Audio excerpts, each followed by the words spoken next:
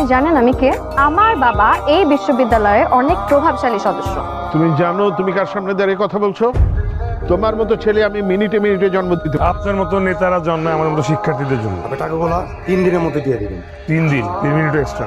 ওরা কারা? তোমার সাথে এরকম আচরণ করলো কেন? আর আমার কাছে এসে চাঁদার জন্য হুমকি দিয়ে গেল। তুমি থানায় ফোন করলে না কেন? মামলা দিয়ে তো ওরা সকাল বিকাল রেস্টুরেন্টে নাস্তা করে। অনেক সিনিয়র আপুরাই তো তার উপরে ফিদা। শুনেছি হাত টাত কেটে রক্তারক্তি করে তার নাম লিখে একাকার। উপর থেকে ভালো মানুষ সাজা, সত্যিকারের ভালো মানুষ হও না এক কথা।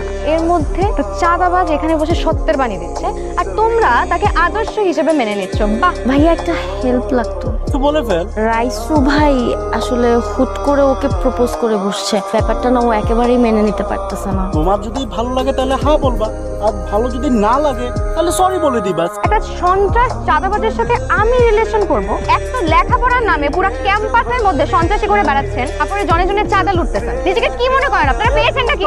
ও আমাদের ভার্সিটির সিন্ডিকেট সদস্য গোলাম গাজী মোস্তফা সাহেবের মেয়ে। এই জন্য এত বড় গলা না? আমরা চাঁদাবাজি করতে গেছি?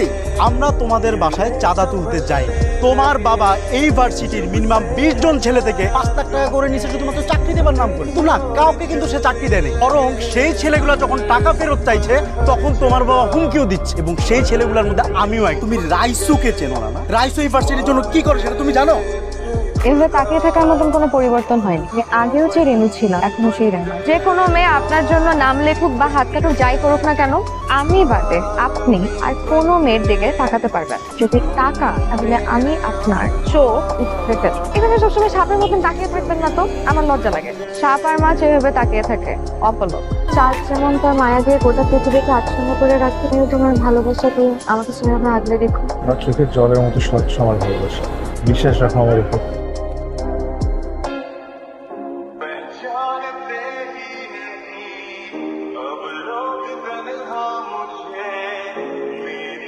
আমার মেয়ে রেহনুমা, চেনো তো? রেনুমা কার মেয়ে সেটা আমি জানতাম না, এখন জানলাম যে আপনি তার বাবা। রিয়েলি? তোমাদের মতো ব্রিলিয়েন্ট ছেলেগুলো যদি আমাদের রাজনীতিতে আসে তাহলে দেশের চেহারা কিন্তু একদম পাল্টে যাবে। দেশ নিয়ে ভাবার জন্য আপনাকে ধন্যবাদ। তো আপনি আমাকে কি বলতে চান সেটা বলে ফেলুন। রেহনুমা আমার একমাত্র মেয়ে। ওর সাথে তোমার সম্পর্কটা ঠিক কতদূর আমি জানি, সোসাইটি ক্লাস কিছুতেই কিন্তু তুমি আমার মেয়ের যোগ্য না।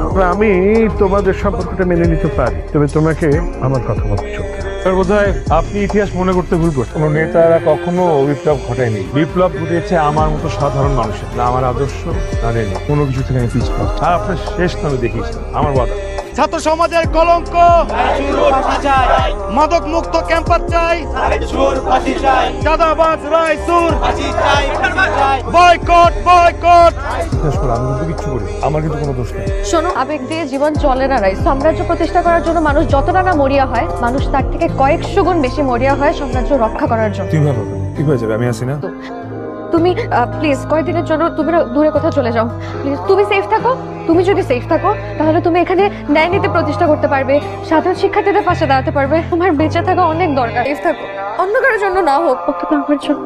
আরে কি হয়েছে? মানে কথা বলার টাইম নাই, পুলিশ তোরে খুঁজতেছে। আর মানানোর পাপুন তোর পিছনে পোলাপান লাগাই দিস, যে কোনো সময় বিপদ হইতে পারে। তুই চল আমার সাথে। যাও এসো, তুমি যাও, বাবার সাথে আমি কথা বলবো। শোনো, সিচুয়েশন যেটাই হোক, সব সময় তোমার পাশে আছে, নিজেকে রক্ষা করো।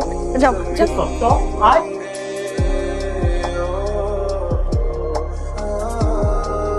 কি চৈত্র মাসের চাদর দিয়া তারা আছেন কে? কে আপনি? রেনুর কাছে আসছিলাম, সে আমার ডাকছে। ম্যাডাম আপনার আসতে বলছে, আপনি আমার লগে ফাইজলাম করেন। আপনি বলেন তারে রাইসু আসছে। কেমনে বলুন? ম্যাডাম তো পরশু দিনই দুবাই চলে গেছে। দুবাই চলে গেছে মানে? দুবাই চলে গেছে মানে দুবাই ম্যাডামের বাইরে থাকে, তাই তো দুবাই চলে গেছে। সেটা কি আর আমি জানি? আমি দুই মাসের দারোয়ান। চল এখান থেকে। আরে আমি যেখানে কমো এখানে যাবি, তুই আমার লগে চল।